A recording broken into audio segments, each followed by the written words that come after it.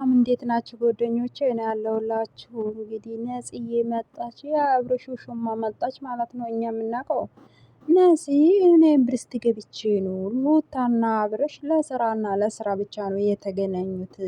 እኔ ፈቅጄ ነበረ አለች። አዎ እኛ እኮ እናውቃለን በስራ እንደተገናኙ ማለት ነው።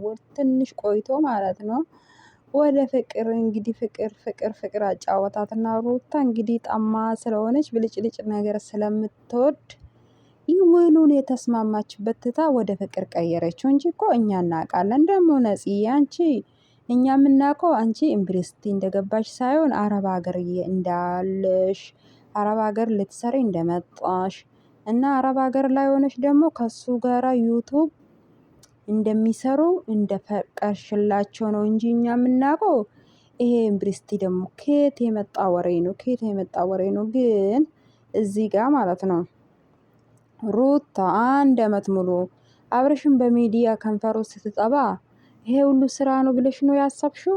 ይሄ ሁሉ ስራ መስሎሽ ነበረ? እና ሽማግሌ ሲላክ ልጅቷ እዚህ ጋር ደግሞ አብርሽን ተከትላ ስትጠፋ ከቤት እናቷ ቤት ሆና እየሰራች ቢሆን ኖሮ ኦኬ ስራ ነው ትያለሽ። ልጅቷ እሱን ተከትላ ጠፍታ ቤት ተከራይቶ እየኖሩ በቃ ልንጋባ ነው፣ በተክሊል ነው የምንጋባ ምናምን ዱባይ ነው የምንጋባ እንደዚህ ሁሉ ሲወራ ስራ ነው ብለሽ ነው ያሰብሽው? ይሄ ሁሉ ስራ ነው። አሁን እዚህ ጋር ቤተሰብ ማወቅ ያለባቸው አዲስ ድራማ ነው የተጀመረ። ይሄ አብርሽ እንግዲህ ከፍቅርዬ ጋራም ያለ አጀንዳ ቀዝቅዘዋል። ከሩታ ጋራም ያለ አጀንዳ ስለቀዘቀዘ ግዴታ አጀንዳ አዲስ መክፈት አለበት። እሱ ወደ 400,000 ለመግባት ማለት ነው። እሱ የሚያጨናንቀው ቢዩ ሳይሆን ሰብስክራይሱ ነው የሚያጨናንቀው። ስንት ሰብስክራይስ ነኝ እኔ መች ነው 1 ሚሊዮን ሰብስክራይስ የሚገባ? ይሄ ነው እንጂ የሚያሳስበው ሌላ ነገር አይደለም። ለቪው እሱ አይጨነቅም። ለምን? በጎቹ ስላሉ ሄዶ ስለሚያዩ ማለት ነው። እዚህ ጋር ደግሞ አሁን እኔ ያየሁት ነፂን የምትሳደቡት ማለት ነው የሩታ በጎች።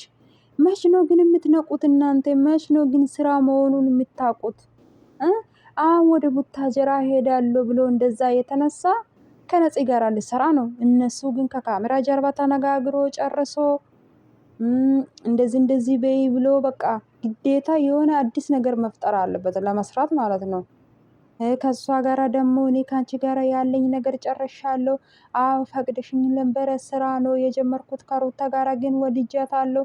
በቃ እንደዚህ እየተባለ በቃ አዲስ አጀንዳ እየተፈጠረስ ድራማ ይመጣል ማለት ነው። ቁጭ ብላችሁ ይው ነገ ወይ ከነፂ ጋራ ተገናኝተው ቪዲዮ ይሰራል። ምንም የሚቀየር ነገር የለም። ምንም አዲስ ነገር የለም ማለት ነው።